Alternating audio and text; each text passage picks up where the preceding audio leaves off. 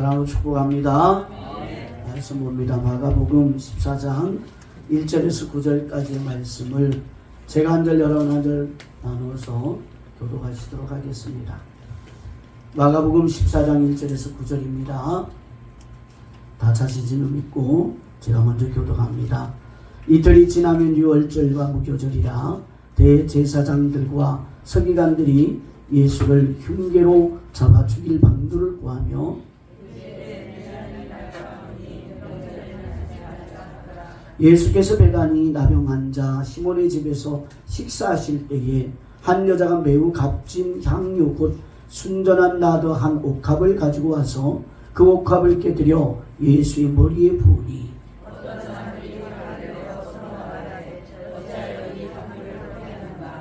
이 향유를 300데나리온 이상에 팔아 가난한 자들에게 줄 수 있었겠도다 하며 그 여자를 책망하는지라.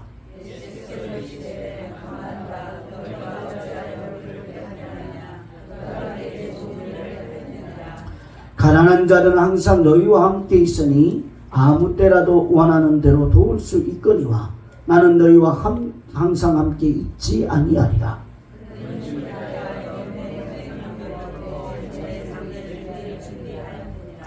함께 읽습니다. 내가 진실로 너희에게 이르노니 온 천하에 어디서든지 복음이 전파되는 곳에는 이 여자가 행한 일도 말하여 그를 기억하리라 하시니라. 아멘. 할렐루야. 사랑합니다. 축복합니다. 우리 옆에 분들 인사합니다. 사랑합니다. 축복합니다. 할렐루야. 어떻게 나를 돌아보는 사람이 없으면 할렐루야. 다시 한번 여러분 앞뒤 좌우 다 여러분 살피세요. 우리가 다시 한번 인사합니다. 사랑합니다. 축복합니다. 할렐루야. 할렐루야.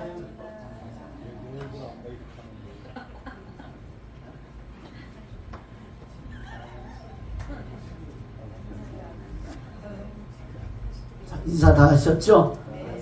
따라합시다. 향유를 부은 여인. 할렐루야. 여러분, 참 제가 여러분에게 요구하는 것이 여러분들한테 합리적으로 들리기보다는 불합리하게 들릴 때가 참으로 많을 것입니다. 할렐루야. 그렇죠? 아닙니까? 자, 여러분, 기독교 신앙은 세상적인 사고방식으로 볼 때 너무나 불합리적입니다. 즉 성경이 말하는 기독교의 신앙은 결코 합리적이지 않다라는 거예요. 우리는 그러한 것을 성경을 통해서 얼마든지 확인할 수 있습니다. 세상의 이치와 이론은 무엇을 하든 자기를 위해 사는 것입니다. 그런데 성경은 주님을 위해서 살라고 말씀하고 계십니다. 오늘 본문에도 보면 합리적이지 못한 일이 등장합니다. 그 일이 한 여인이 아주 비싼 향유를 가지고 와서 예수님의 머리에 부은 일입니다. 그 향유는 300데나리온의 가치가 있었고 300데나리온이라는 것은 약 300만 원의 액수이며 당시 일반인의 1년 수입이라는 것을 생각해 본다면 그 여인은 아주 대단한 일을 주님께 행한 것입니다. 자, 그런데 여인의 행동을 본 어떤 사람들이 화를 내면서 향유를 그렇게 허비할 것이 아니라 팔아서 가난한 사람에게 나누어 주었으면 더 가치 있게 사용할 수 있는 것이 아니냐라며 책망을 합니다. 여러분은 어떻게 생각하십니까? 여인의 행동과 여인을 책망하는 사람 중에 누가 더 합리적이라고 생각하십니까? 향유는 예수님의 머리에 부으면 그것으로 끝입니다. 하지만 향유를 팔아서 가난한 사람에게 나눠주면 많은 사람들을 도와줄 수도 있고 심지어는 굶어 죽는 사람을 살릴 수 있는 일이 될 수도 있습니다. 자, 그렇다면 과연 어떤 것이 주님을 위한 것이고 주님께 영광이 되는 것이고 주님의 마음을 드러내는 일이 되겠습니까? 향유를 팔아 그것을 예수님의 이름으로 가난한 사람들에게 나눠주게 된다면 그것 때문에 예수님의 이름이 더 칭송을 받고 영광이 될 수도 있을 것입니다. 아마 대다수의 사람들이 그러한 생각을 버릴 수 없을 것입니다. 저 그런 생각을 가지고 있을 것입니다. 그런데 예수님은 6절에서 말씀하시기를, 6절 모니터를 띄워주실래요? 뭐라고 말합니까? 가만히 두라. 너희가 어찌하여 그를 괴롭게 하느냐? 그가 내게 좋은 일을 하였느니라 라고 말씀합니다. 예수님의 이 말씀으로 인하여 사람들은 둘로 나누어지게 되더라는 것입니다. 하나는 향유를 부은 여인처럼 예수님께 좋은 일을 한 사람이고, 또 하나는 여인을 나무란 사람들처럼 사람에게 좋은 일을 하는 사람입니다. 대다수의 사람들은 사람에게 좋은 일을 하는 것이 곧 예수님에게 좋은 일을 하는 것이라고 덜 생각합니다. 왜냐하면 신자가 사람에게 좋은 일을 하는 것이 예수님의 이름을 높이는 것이고 예수님께 더 영광이 된다고 생각하기 때문입니다. 그러나 그것은 전적으로 인간적인 우리의 생각일 뿐, 착각일 뿐임을 깨닫길 주님의 이름으로 축복합니다. 할렐루야, 할렐루야. 자, 예를 들어 여러분들이 사람에게 좋은 일, 세상이 생각하는 착한 일을 하면 분명 그것을 본 사람들은 여러분을 칭찬할 것입니다. 하지만 그렇다 해서 그들이 자신들의 죄를 깨닫게 되어지고 예수님을 믿고자 하지는 않습니다. 물론 사람에게 좋은 일을 하지 말라는 말의 뜻이 아닙니다. 할렐루야. 여러분 7절 말씀을 우리 한번 다 같이 읽어볼까요? 7절 시작.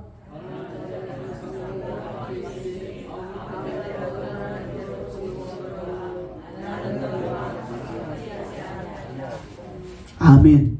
7절에서 말씀하신 것처럼 신자는 가난한 자들을 도울 수 있어야 합니다. 하지만 그것이 신앙의 본질이 아님을 깨달으란 거예요. 할렐루야, 할렐루야. 우리는 예수님을 믿는다고 말하면서 믿음의 본질을 깨닫지 못하고 믿을 때가 너무나 많습니다. 즉 신앙의 본질이 여러분 무엇인지 알지 못하고 예수를 믿는다고 한다는 것이죠. 예수님은 여인의 행위를 예수님께 좋은 일을 하였다라고 말씀하셨습니다. 그렇다면 향유를 예수님의 머리에 부은 것이 어떻게 예수님께 좋은 일이 되는 것입니까? 8절 말씀을 함께 읽어볼까요? 8절 시작. 그는 힘을 다하여 내 몸에 향유를 부어 내 장례를 미리 준비하였느니라. 아멘. 여러분 이 말씀을 보면 향유를 부은 여인의 행동을 뭐라고 말하느냐 하면 그는, 따라합시다. 그는 힘을 다하여, 다시 한번 할까요? 그는 힘을 다하여 하였다라고 말씀합니다. 힘을 이라는 말은 붙잡다, 소유하다, 연속, 관계의 뜻이고, 그는 다하여라는 말은 만들다, 산출하다 라는 말의 뜻입니다. 다시 말해 주님의 뜻을 힘을 다하여 만들어내고 산출하여 내었다라는 겁니다. 예수님의 죽음을 미리 준비하는, 즉 예수님의 죽음을 나타내고 부각시키는 힘의 일에 힘을 다하였다라는 거죠. 그리고 9절에 내가 진실로 너희에게 이르노니 온 천하에 어디서든지 복음이 전파되는 곳에는 이 여자가 행한 일도 말하여 그를 기억하리라 하시니라 라는 말씀을 보면 예수님께 좋은 일은 예수님의 죽으심을 나타내고 부각시키는 것이었음을 알 수 있습니다. 자, 그래서 복음이 전파되는 곳에는 여인의 행한 일도 말하게 될 것이라고 하신 것입니다. 예수님의 죽으심이 함께 전파되는 것이 참된 복음의 진리라는 것입니다. 할렐루야. 자, 그래서 여인이 부은 향유의 가치는 세상적인 가치로 따질 수 있는 것이 아니더라는 것이에요. 여인을 책망한 사람은 향유를 갖고 있는 300데나리온의 가격만 생각했습니다. 야, 그 큰 돈을 가지고 많은 사람을 살릴 수 있지 않느냐 라고 생각한 것입니다. 그래서 그것을 팔아 가난한 자를 돕는 일을 하면 향유의 가치가 더 크게 부각될 것이고 향유를 의미 있게 사용하는 것이라고 생각을 한 것입니다. 즉 향유의 가치, 향유의 의미가 사람을 돕는 선한 일을 할 때 더욱더 드러난다라고 생각한 것입니다. 이것이 오늘날 많은 신자들이 갖고 있는 생각일 것입니다. 교회의 의미, 신자의 의미를 사람을 돕는 선한 일에 두고 신앙생활을 하더라는 거죠. 다시 말해 선한 일을 통해서 교회의 교회됨이 부각되고 신자의 신자됨이 여러분 인정받는다고 여기는 것입니다. 하지만 여인에게 있어서 향유의 의미를 의미 있게 사용하는 것은 예수님께 온전히 부어드리는 것입니다. 할렐루야. 왜냐하면 비싼 향유를 예수님께 부어도 될 정도로 예수님은 자신에게 가장 존귀하신 분임을 드러내는 것이 향유가 가장 의미 있게 사용되는 것임을 여러분 생각한 것이기 때문입니다. 여러분, 저는 여러분들이 신앙의 본질을 정확히 깨닫고 예수님을 사랑하는 분들이 되기를 주님의 이름으로 축원합니다. 이러한 여인의 행위를 예수님은 예수님의 장례를 준비하는 것으로 말씀하시므로 예수님을 드러내는 것, 곧 예수님의 십자가의 사건을 나타내는 것이고 그것으로 인하여 예수님이 존귀함을 받게 되는 것임을 말씀하고 있는 것입니다. 그래서 예수님은 복음이 전파되는 곳에 함께 전파되어야 하는 것은 재물과 몸으로 봉사가 아니라 예수님의 십자가의 사건을 드러내는 것이라고 말씀하고 있는 겁니다. 즉 여러분에게 십자가의 사건이 드러나지 아니한다면 여러분은 어떤 헌신을 해도 그것은 하나님 앞에 상달되지 않는 헌신이라는 거예요. 할렐루야. 여인이 자신의 형편을 생각했다면 감히 향유를 예수님께 부을 수 없었을 것입니다. 자기 이름, 자기 영광을 생각했다면 사람의 말처럼 향유를 팔아서 가난한 사람들에게 나누어 주는 것이 더 좋았을 것입니다. 그것은 참으로 사람들 앞에 대단한 일이기 때문에 그 일을 행한 여인의 이름이 자연히 부각될 것이고 칭송을 받게 될 것이기 때문입니다. 그렇게 보면 여인을 책망한 사람들은 인간의 이름, 인간의 영광을 생각했다는 것을 알 수 있는 것입니다. 그들이 비록 예수님과 함께 있었다고 하지만 그들에게 존귀한 것은 예수님이 아니라 오로지 자기 자신뿐이었다라는 것이죠. 그런데 다른 복음서에 보면 여인을 나무란 그들이 누구냐? 예수님의 제자라는 사실입니다. 결국 제자라고 하면서도 실상은 여인보다 못한 생각을 갖고 있었다라는 거죠. 비록 교회를 다니고 예수님을 사랑한다고 말은 하지만 그들이 오히려 예수님을 제대로 안 믿는 인간보다도 더 못한 생각과 마음을 갖고 있었다라는 거예요. 그러므로 신자가 예수님을 존귀하게 여긴다라는 것은 자기 이름과 자기 영광을 생각하지 않는 것입니다. 깨달으시길 주님의 이름으로 축원합니다. 축원합니다. 오늘날 교회에 봉사하고 헌신하는 사람들이 많습니다. 그러나 그것이 자기 이름을 위해서 하는 것이고 자기의 영광을 구하는 것이라면 그것은 주님 앞에 봉사도 헌신도 아님을 깨달으셔야 합니다. 신자는 무엇을 해도 그것으로 자신이 살고자 하면 안 됩니다. 할렐루야. 신자의 모든 일은 죽는 나를 살리신, 죽은 나를 살리신 예수 그리스도의 죽으심이 증거되고 부활하신 예수 그리스도가 증거되는 방향으로 나아가야 하는 것이 신자의 삶인 것입니다. 그래서 끊임없이 자신은 무익한 자임을 증거하게 되어지는 것입니다. 이스라엘 백성들의 율법이 주어졌을 때 그들은 율법을 자신을 살리는 도구로 활용했습니다. 율법을 행함으로써 자신들이 하나님의 백성임을 확고하게 하려고 했고 구원을 붙들어 놓으려고 한 것입니다. 그러나 율법은 따라합시다. 이스라엘을 죽이기 위해 주신 것입니다. 상응의 원리라고 제가 금요일날 설교 때 말씀을 드렸습니다. 상응의 원리가 뭐죠? 율법을 왜 주셨냐? 너희는 죄인인 것을 깨달으라고 주신 거예요. 할렐루야. 여러분, 이것이 상응의 원리입니다. 즉 율법으로 말미암아 내가 죽은 죄인임을, 지옥에 멸망받아야 될 죄인임을 알라는 거예요. 알라는 거예요. 이것이 상응의 원리입니다. 그러므로 이스라엘 백성들이 하나님을 존귀하게 여긴다면 율법 아래 죽은 자로 나와야 했던 겁니다. 하나님, 저는 주님 앞에 죽은 자입니다. 오늘날 신자도 마찬가지입니다. 말씀을 자신이 살고자 하는 도구로 활용하면 안 됩니다. 말씀대로 선한 일을 하고 그렇게 해서 자신의 신자됨을 확보하고 구원을 확실하게 하고자 하는 것이 바로 신자, 여러분 자신이 살고자 하는 것임을 깨달으시라는 말입니다. 할렐루야. 나 말씀 지켜. 너보다 낫지. 너보다 나을 거야. 말은 안 하시겠지만, 그러나 그 마음속에, 그 생각 속에는 언제나 자신이 남보다 낫다라고 하는 그 마음으로 말씀을 따른다면 그는 죽고자 하는 자가 아니라 하나님의 말씀으로 살고자 하는 것이죠. 자신이 살기 위해 가치 있다고 여기는 일을 끌어들이는 것입니다.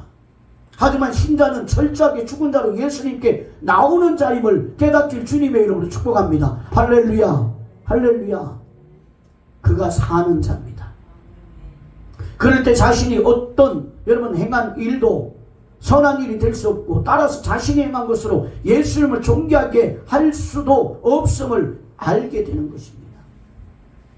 그리고 예수님이 존귀하게 되는 것은 예수님의 죽으심이 나를 살렸음을 믿고 그 일을 증거하는 것임을 알게 되는 것입니다. 주님, 감사합니다.